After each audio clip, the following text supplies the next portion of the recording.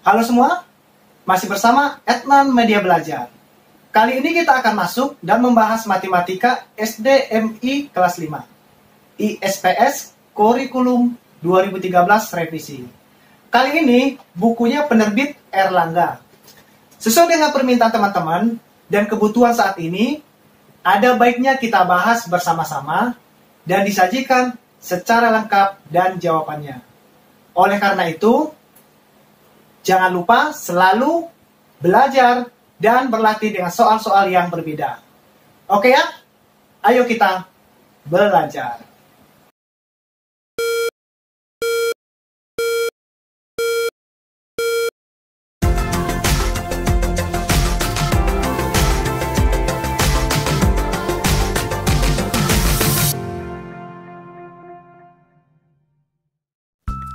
Selamat datang kembali di Etnan Media Belajar.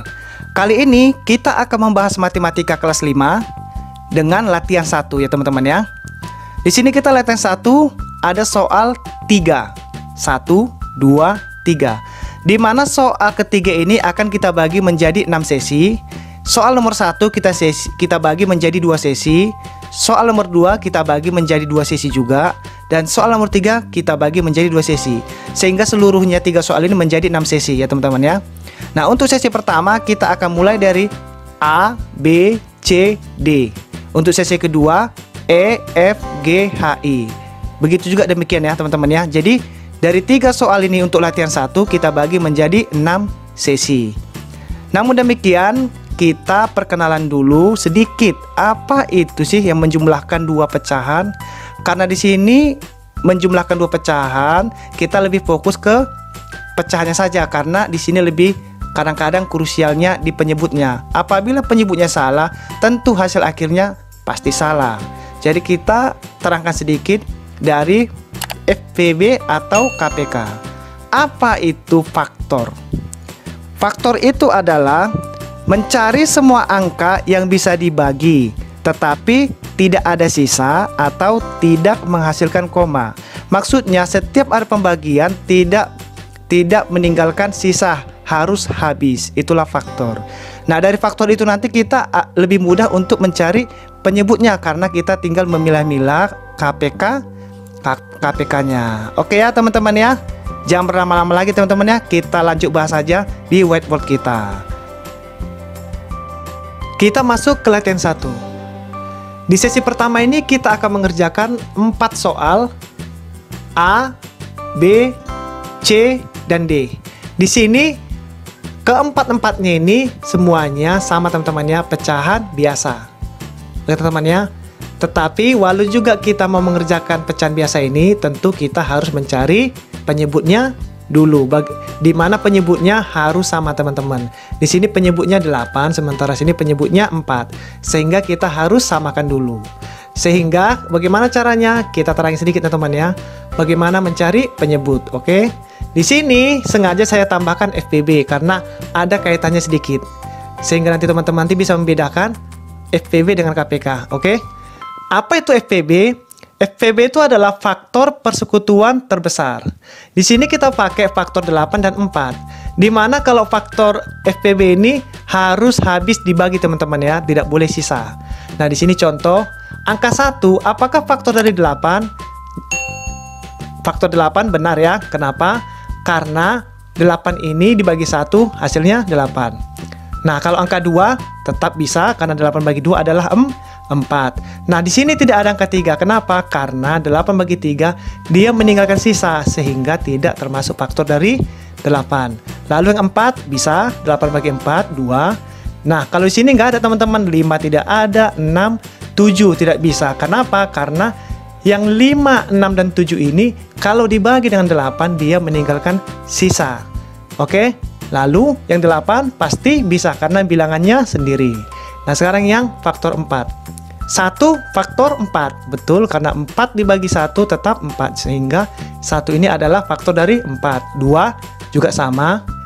Nah di sini tidak ada angka 3 karena angka 3 ini tidak faktor 4. Karena 4 dibagi 3 dia meninggalkan sisa. Sehingga angka 3 bukanlah faktor dari 4. Sekarang angka 4 jelas ini adalah faktor karena bilangan sendiri. Sehingga di sini Di sini nanti perbedaan dengan KPK. Kalau di sini dia dicari yang paling besar, teman-teman. Kita cari ya. Sini 1 sudah ada, 2 lebih besar.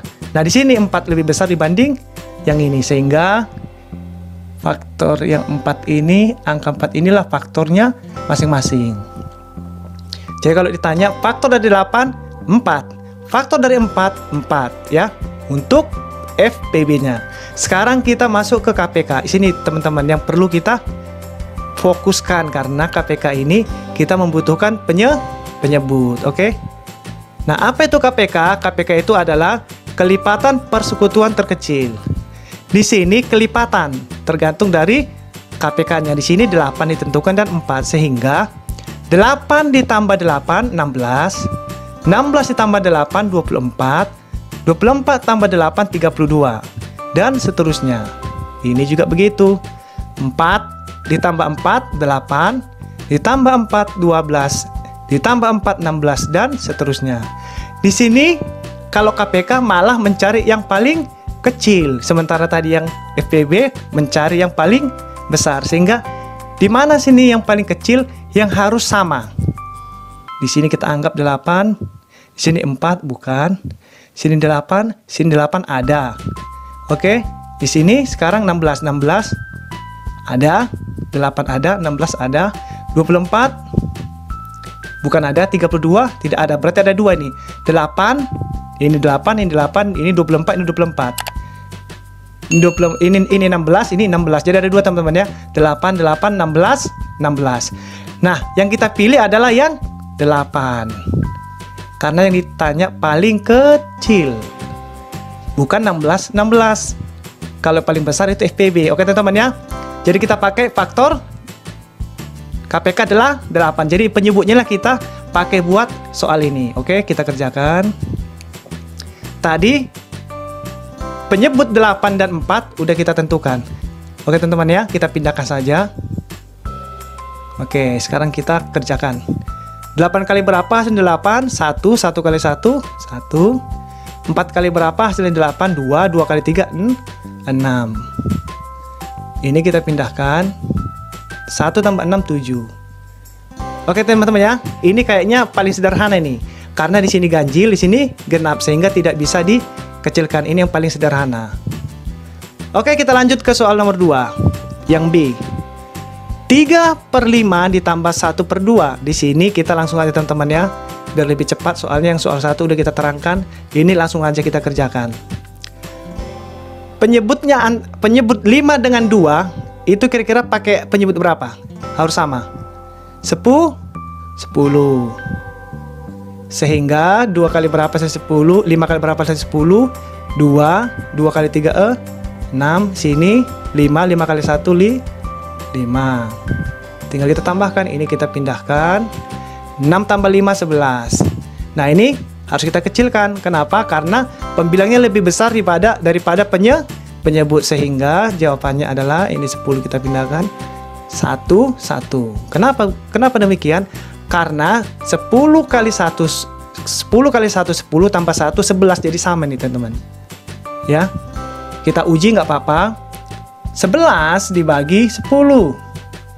1 10 turun 1, ini habis. Sehingga jawabannya satunya di sini, sisanya di atas. Jadi sama teman-teman ya. Oke, kita lanjut yang C. 1/6 ditambah 1/4. Di sini penyebutnya kita samakan dulu. 6 dan 4 penyebutnya berapa? 12 ya teman-teman ya. Oke. 6 kali berapa hasil 12? 2. 2 kali 1 2. 4 kali berapa dapat 12? 3. 3 kali 1 3. Tinggal kita jumlahkan. 2 tambah 3 5. Nah, di sini ganjil, di sini genap. Sehingga ini paling kecil. Kalau kita bagi ini nggak bisa, karena sini ganjil, sini genap. Oke? Kalau kita bikin untuk sederhana pecahan campuran, tetap nggak bisa karena pembilangnya sudah kecil. Oke teman-teman ya. Kita lanjut soal terakhir. 2/9 ditambah 1/2. Penyebutnya kita samain dulu. 8 18. 9 kali berapa? 18 2. 2 kali 2 4. 2 kali berapa? 18, 9 ya. 9 kali 1, 9. Tinggal kita tambahkan. 4 tambah 9, 13. Nah, ini kira-kira masih bisa nggak disederhanakan? Tidak bisa teman-teman, karena sini ganjil, sini genap. Jadi mudah teman-teman ya. Kalau mau disederhanakan, ini dibagi, dilihat dulu. Kalau sini ganjil, sini genap, kemungkinan besar itu tidak bakalan bisa. Oke teman-teman ya. Jadi inilah untuk jawaban kita untuk sesi pertama, A, B, C, D. Mudah-mudahan nanti sesi kedua kita lanjutkan untuk E, F, G, H, I. Oke teman-teman ya. Terima kasih sudah tetap masih setia di Etna Media Belajar. Mudah-mudahan jadi channel pilihan teman-teman semua. Terima kasih. Sampai ketemu lagi.